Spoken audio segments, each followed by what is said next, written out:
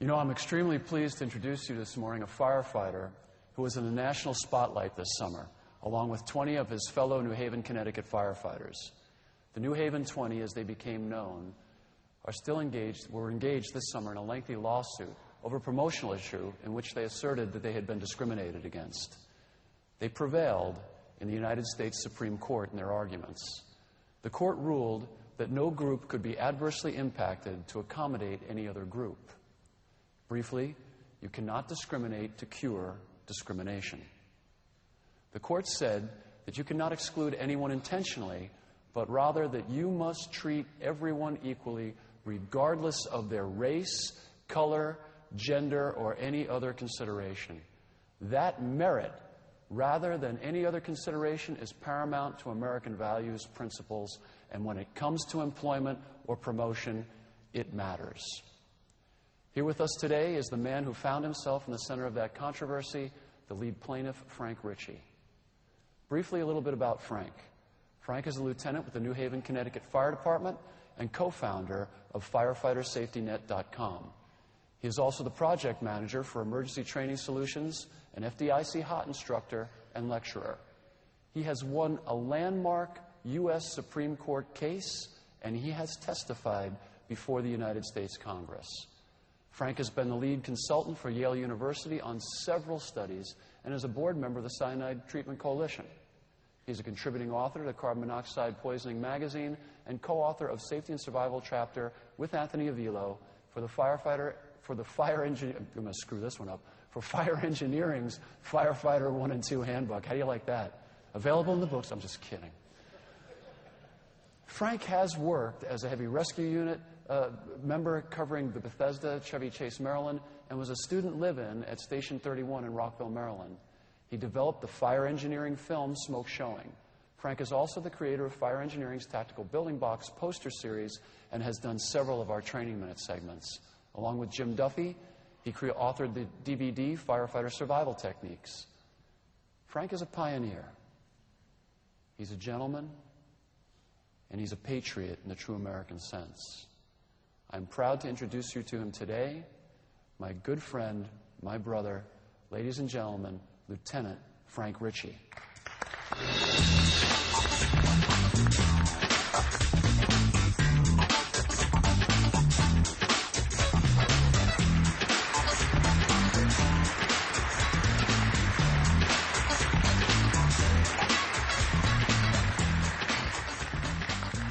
Tommy Brennan would be proud. Finally, the engine company left room for the truck. We're going to talk about political courage. The fire service is a noble calling. There is no other municipal agency that can compare to the service we provide. Someone calls 911 and we just show up. No questions asked and no paperwork. We're there to make an impact. Be it a fire, medical, or any other emergency, our members get there first. This dedication and commitment to our communities is something I see in all of you. So, with the level of service we provide, how could a great leader like Tom Brennan say, on this very stage, we are losing the fire service? You see, Tom had the vision to realize that safety goes well beyond strategy and tactics. He taught us that some of the most critical components of our survival are dictated by politics. This includes our budgets, leaderships, and staffing. This holds true for both career and volunteer departments alike.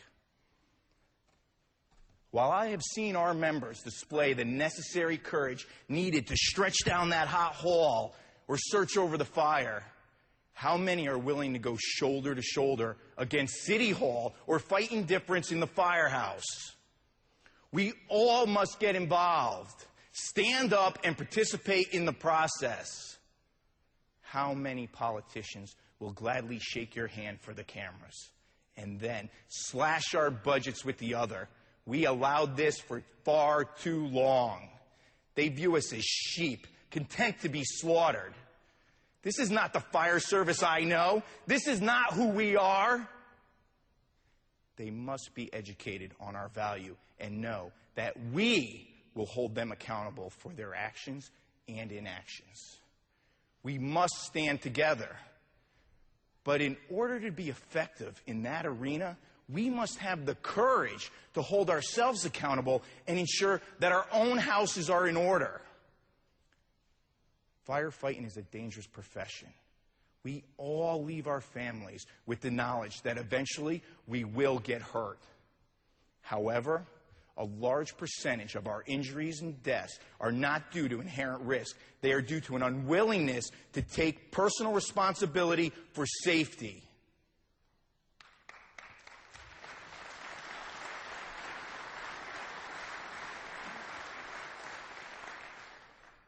We often address the symptoms of our inaction at the kitchen table with empty words and banter. But remember, if words are important enough to be spoken, then action is needed. You see, the only way to change the prey mentality is to have the courage to address the real issues, not just the symptoms. I'll break these issues down into the 4 horsemen. Now, for those of you who don't remember, they are a biblical reference that signals the beginning of the end, and they will serve to illustrate the key threats to our service. They are at our door. You can look away, bury your head in the sand, but they will remain. Their names should not surprise you. Many of our members have given them aid and comfort. Lack of accountability, loss of faith, indifference, and one of the most destructive, politics over merit. The culture myth is the political cover for the first horse. Stop blaming our culture for everything. I myself have been fooled. Guilty. I used to talk about culture as a problem in some of my classes. I was wrong. Culture is who we are and what we stand for. We are caring, honorable, trustworthy, professional, compassionate, and at times even heroic.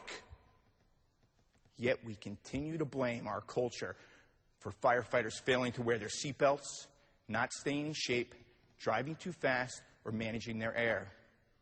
Or for Anthony Avila, not wearing your chin strap. We only need to look at the accomplishments of the Seattle guys, sitting right there, to see that change is possible. See, the culture myth is just a crutch for failed leadership and lack of accountability. A simple example is utilizing SCBA during overhaul. We should all know now the dangers of the chemical cocktail we call smoke. That means hydrogen cyanide, carbon monoxide, acrolein, and a host of other nasty actors. Yet in some departments, recognized standards are still not followed. This is not a culture problem, it's a leadership problem. Complacency can be a dangerous thing. Ridicule for utilizing your SCBA may last for an alarm, but the risk of cancer and/or stroke will always be present. Have the courage to take care of each other. Utilize your air, wash and dry your gear, and take a shower after all fires. The culture excuse is just a smokescreen for poor leadership and the status quo. It's the equivalent of putting the water on the smoke without finding the seat of the fire. So where does accountability start? From the top. Chief officers, it's time to get off the back of the milk carton and lead from the front. Too many chiefs focus on the incidental, forgetting the practical. They spend so much time trying to keep their job, they forget to do it. It is your responsibility to increase accountability and ensure that your policies, practices, and procedures reflect the operational realities that your personnel face. Show your face. Stop by. Visit the troops. Let them know that your focus is on what's best for them and the community. If you lead effectively, we will follow. While it is critical for chiefs to participate and understand politics, please understand you are not a politician. Your role is that of an advocate. Support your officers. Seek input. Back them up and make sure they have the right tools to do their job. work with City Hall, and at times fight it. Support training and research. The importance of research cannot be overstated. Opinion and conjecture doesn't cut it anymore. Quality training, data-driven assessment, and transparency are a must. Most importantly, set the example. Treat everyone equal and hold them accountable. The first horse, lack of accountability, will continue to cause more deaths and injuries than any others if our chief officers continue to fall prey to the status quo. Chief Charlie Hershaft from Guilford, Connecticut, a true leader, told me once, "A fish rots from the head down."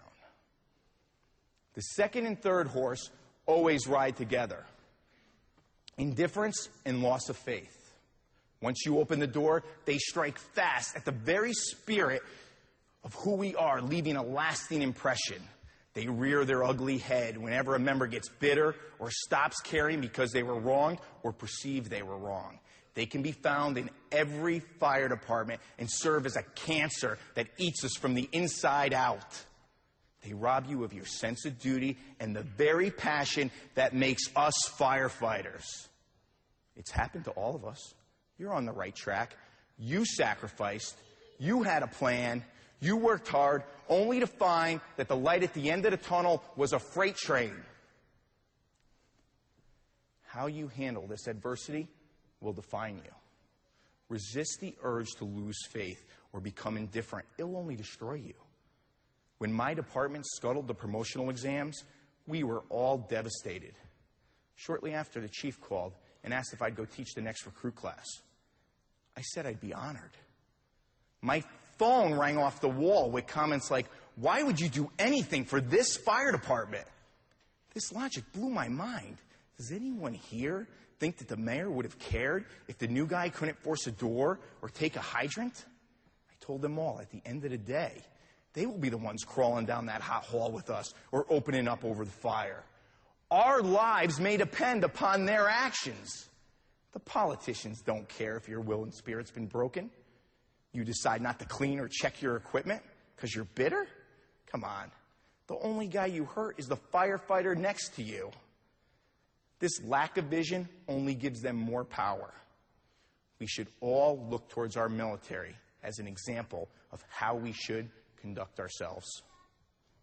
They do it for the guy next to them, for citizens, and for country.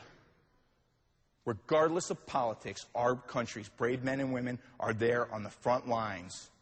I thank them and every veteran for our freedom.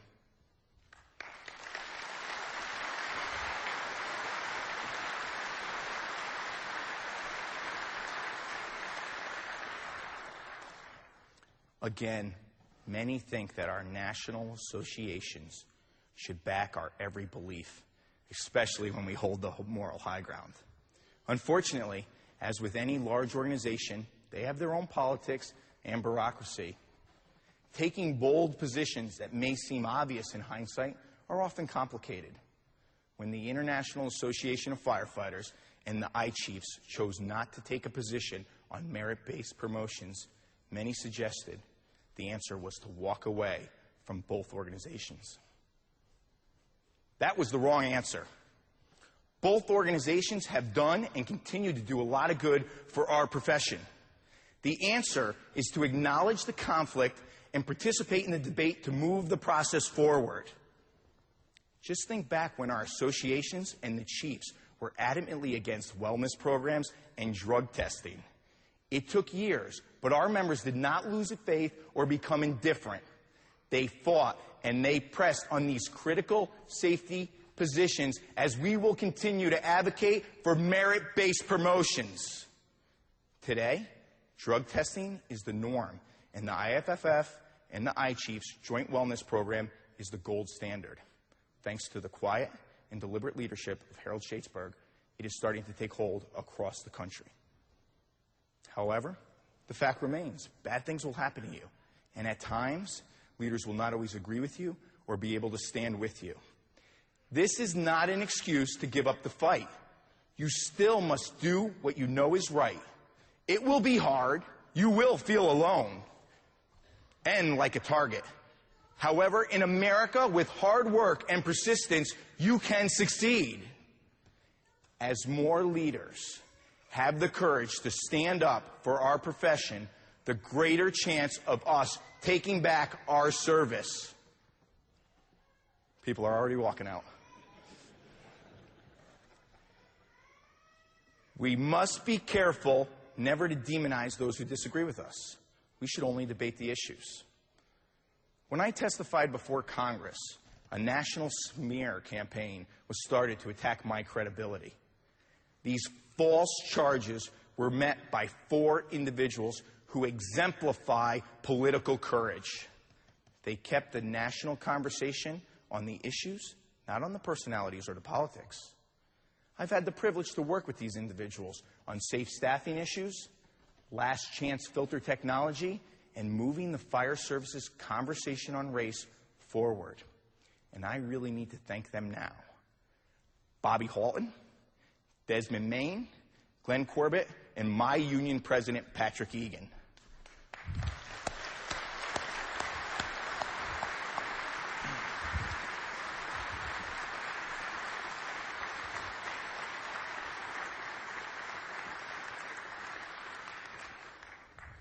Representatives of our great military will present the flag of the United States. These flags flew over the Capitol on the day I testified at the behest of Senator Jeff Sessions from the great state of Alabama and Senator John Cornyn from the great state of Texas.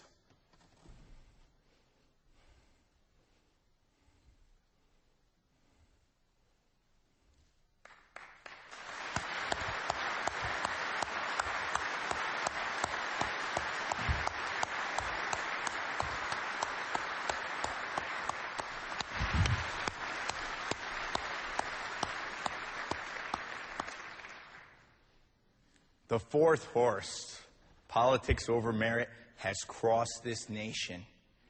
New York, Chicago, St. Louis, Philly, Camden, Memphis, almost all of our urban centers have been affected. It's been aided by the Good Old Boy Network, politics as usual, as well as our own Justice Department. You see, at one time, this nation was grossly off course.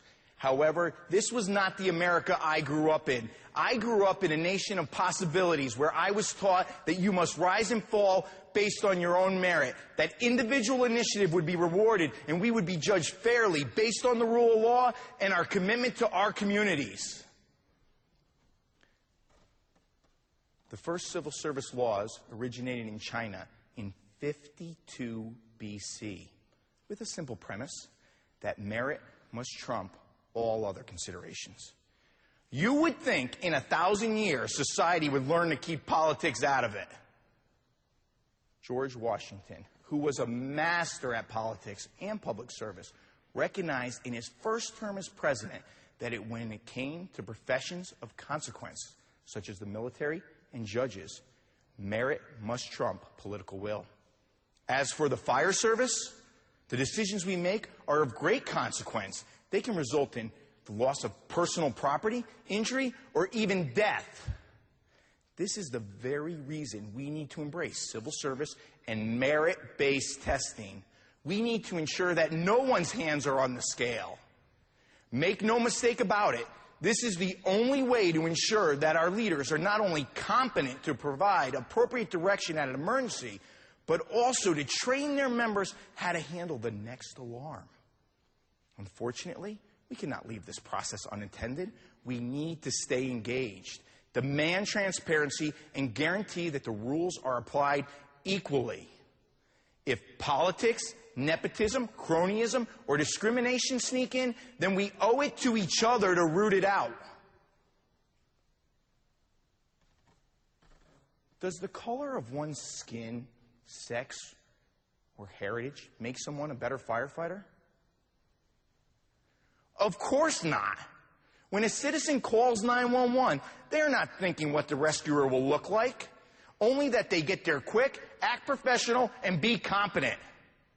I've had the honor to teach throughout this U.S., and I've yet to see an officer's badge, paid or volunteer, that read, most popular firefighter, mayor's friend, or socially engineered. Achievement is neither limited nor determined by one's race or politics, but is determined by one's skills, dedication, commitment, and character. Ours is not a job that can be handed out without regard for merit and qualifications. While equal opportunity must be guaranteed for all, it does not guarantee equal outcome. The point is, merit matters. We cannot utilize statistics to choose our leaders. In the same breath, we cannot lower standards for entry-level positions and then question disparity in later competitive exams. The practice of dumbing down exams is a form of bigotry where low expectations results in low performance. No one deserves to obtain a position under that cloud of suspicion. Eric Holder, our Attorney General, said, when it comes to race, we are a nation of cowards. That's because when one engages in a responsible conversation about race, they're demonized as a racist. The Justice Department, despite legal precedents, continues to divide people by races who don't wish to be divided. We are one America. Diversity cannot be achieved by handouts, quotas, and litigation, but through hard work, dedication, and education. I saw this firsthand in the last recruit class I taught. I walked in after hours, and I found a study group led by recruit Miguel Rosado. He just happens to be Hispanic and has an engineering degree. He was mentoring candidates of all races. Now that's affirmative action. Still, some argue they're entitled to a free ride. Some state that experience, feelings, and statistics should rule the day. And worse yet, some argue that national textbooks and the classes, such as the ones at FDIC, are of no value. I caution them. Experience that is not balanced with training and knowledge can cut both ways and often contribute to tactical drift. If we develop unsafe habits that are reinforced with positive outcomes, they become the norm and contribute to greater failures that can culminate in an injury or a death. Let me break it down. Experience is the best teacher, but only a fool learns in that school alone. As Anthony Avila says, we all learn from our own mistakes, but only the wise learn from others. That is why it is so critical that when we falter, we must have the courage to recognize it, learn from it, and share it. That's why we're here at FDIC. The only way to harness the revolutionary spirit that makes us Americans is to realize the price of our democracy is vigilance and participation. Ironically, I worked in a station named for 3 judges who signed a death warrant for an unjust king. The Crown's response was to invade our great city. Faced with the most powerful army the world has ever seen, the common people had the courage to stand up to tyranny. The British threatened their lives and to burn our city to the ground. The colonists, they did not falter. They viewed this hostile act as a call to arms. They stood their ground and they did not hand over the judges. This revolutionary spirit is in all of us. We all have the ability to set the right example and lead regardless of title. Edward R. Murrow said, "A nation of sheep will beget a government of wolves." It's your choice to be the predator or the prey. While our challenges will not have to be fought with blood, they will have to be fought with knowledge and political courage. I'm Frank Ricci. It's been my greatest honor to stand before you. Stand up. Together, we can take back the fire service. Thank you.